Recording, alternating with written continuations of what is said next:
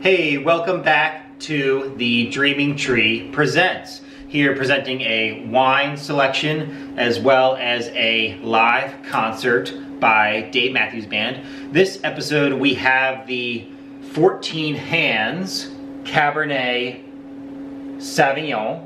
One of Matt's favorites. Yeah, and it's from the Columbia River Valley in Washington State. So something else we're doing from the Columbia River Valley is the Gorge, live Gorge album, which is the September 2002 Gorge show. The one disc, or like the album that was sold, is a compilation of all 3 nights. They do have like the extended edition, which divides out all 3 nights onto like 6 discs or something. But we are going to be talking about the album that is the 2 discs compilation of the 3 nights, and yeah, and the 14 Hands. So this is a great value priced Cabernet. It's about $10 to $15 retail. We love it. It's solid. It's just got a great taste. It's pretty earthy, I think, if you drink it straight, as soon as you open it, like we are now. But it's one of those wines where if you let it age a little bit over a few days, and just kind of have a glass and then wait a few days and have another one, it really opens up really nicely. Yeah, definitely. But this is, this, like Matt said, it's just very great value, really great drinkability. Yeah. You, right off the bat, you get like the blackberries and just very sweet nose. And some nice tannins, but not too overpowering. Yeah, not too earthy. Yeah. Just an overall a great value. It's part of our mission here at Dreaming Tree is to bring you great value, and this is a great example. It's a nice solid Cabernet that you can bring to a dinner party or something and open up and impress people and really kind of showcase what the Columbia River Valley is about. And what the Columbia River Valley is about is really fruit forward wines like the California stuff, like Napa Valley, but also it has some of that balance and structure and kind of old world feel of France. And the reason it has that is because it's about on the same latitude as France and that region. So it's obviously more north than California, so the grapes stay on the vine a little bit longer, they mature a little bit more, it's some longer winters, and that nice dry growing season, and it just really creates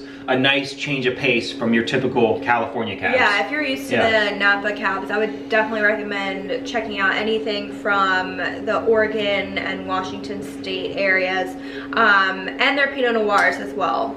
Yeah, really good, super drinkable, definitely earthy but fruity. Yeah, and overall we recommend the reds from the Columbia River Valley.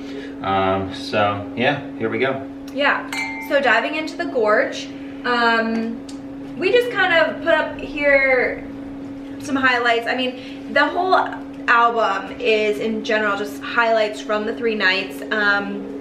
You're not really, what we were saying is just the compilation, you don't really get a good feel for what one night was like, so you're kind of getting an overall hindered view, I guess more biased view of what the weekend was like. And I mean, it was a great weekend, and this is a great album, highlights a lot of classics but also unique songs that I feel like you don't just kind of pull out and listen on the daily basis. I think that's what makes this album fun to listen to. So yeah, really great Rapunzel. So really great Rapunzel, fun little outro at the end, a solid song that Jane likes. Solid. They didn't play it that much on the 2002 tour. Yeah, Great Fool to Think. That's another kind of song rarity that you don't really listen to, but it's good.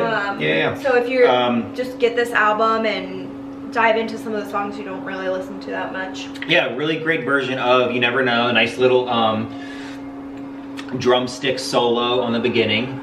Gravedigger, it is Dave playing it solo. They played it, I think, twice that weekend. I guess once with Jason Mraz's band, and then Dave did it solo. So they put the solo version on the album. Me personally, I prefer Dave's solo Gravedigger. I'm not a really big fan of the song in general. It's a very dark song to me. I'm not a fan. I kind of like it full band because of the drum solo at the beginning, you know? Yeah, that's a good point. I really do love it acoustic. There's another version that Chester Copperpot has posted of Dave playing a solo show in Seattle in 2002 at the end of September, and that was the first time I ever heard Gravedigger acoustic solo like that, and it really actually turned me on to the song. So I'm a big fan of this Gravedigger. And then we were just highlighting, you know, your classic everyday 36 combo. You get that, which is always fun. He does the Can't Roller Skate and the Buffalo Herd. But moving on, great two-step, great intro. He talks about conservation and leaving things the way we found, and you know, helping to conserve the earth in the intro. So yeah, great intro. Because you're in nature and it just gets the crowd going. Yeah. Really great intro though. Kit Kat Jam, just another highlight, rare song, just something fun to listen to that you don't normally listen to. Yeah. Yep. Great one. Proudest Monkey, a very noteworthy Proudest Monkey because he does, Leroy about midway through does a little Flintstones riff, and it's amazing. It's very distinct, something that really caught me off guard. Love it. Great version of Proudest Monkey.